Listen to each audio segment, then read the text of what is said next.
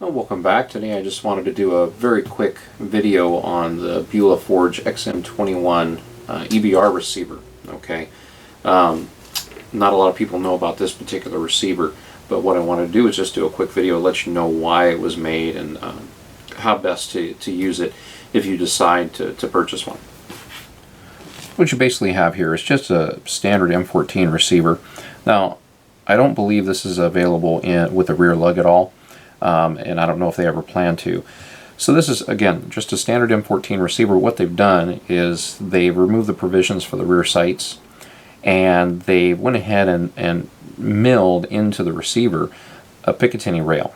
Okay, and since it's made to be scoped as a scope-only receiver, then they've also removed the side mounting scope positions.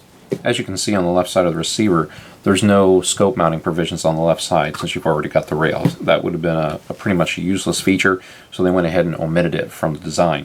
So what you see we have here today also is this particular rifle has been mounted into a Sage ALCS EBR chassis. Now when they designed this receiver, they specifically designed it with the Sage chassis in mind and utilizing the top rail. So unless you really are observant, what you may miss is the fact that these two picatinny mounts that are milled into the receiver are made to blend seamlessly with the top rail of the Sage. Okay, so when you look down from front to rear, or from back to front, you're going to see that it's just it's basically like a continuation or an extension of the top rail. So that's just something to be mindful of if you're looking for a receiver, or if you're looking to build a rifle that's going to be a scope only and you want to put it in a Sage EBR chassis. Definitely consider this because it's already made to work with it. So there's no more milling of sections with previous designs, either with other receivers that had scope rails bolted onto the top or bolted onto the side. Typically what people have to do is mill the first few sections of the top rail off to get the receiver scope mount to fit with the chassis. That's completely been eliminated if you go with an XM21 receiver.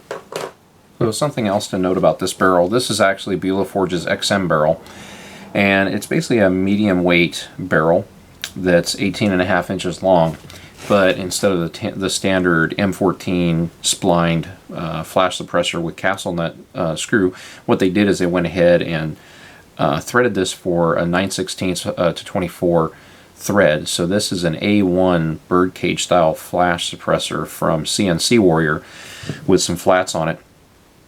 And again, you just have to verify that the inside diameter is bigger than 30 caliber. So that's what went ahead and mounted here today and this is going to make it easier if you want to say mount a suppressor. So it's more of a standard thread that you can find if you want to suppress this rifle. So that's just another option for you. Right, so what I wanted to do is go ahead and give you a little bit of a better look, kind of a look down the barrel as you look down this rail, just to give you an idea of what, like I said, how seamless this top rail is with the Bula rail. I'm probably wearing the wrong color shirt for this kind of a video, so I just went ahead and got a piece of paper here so you guys can see if I can get it to get some good focus on here. See if I can get it to focus on my hand. So anyway, again, that just gives you an idea of how this scope rail mates up with the chassis.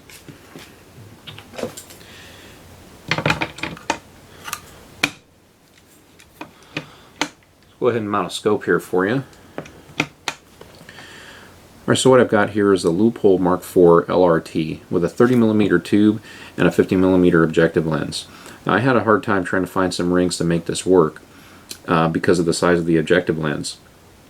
Because it's a 50mm, it was just interfering with the top rail, so I actually ended up having to order some Loophole Mark IV super high rings, okay, in order to get this thing to work. Once I got that was fine. It sits pretty high up off the bore axis. However, the adjustment on the cheek piece of the Sage chassis has more than enough room. It barely goes up maybe a third of the way before you've got the proper cheek height for the scope.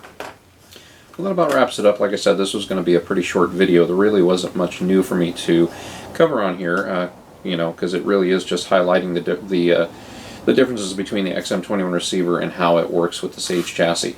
So this was a pretty fun rifle to build and test out, stuff like that. So definitely different, turn a lot of heads at the range. And accuracy wasn't bad at all either. It was pretty good.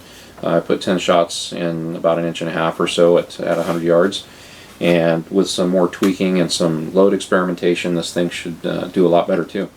Now, one thing I also wanted to comment on is just how it felt. When you hold this, it is pretty nose heavy, but then again, that kind of goes for any Sage built rifle. It's going to be kind of nose heavy.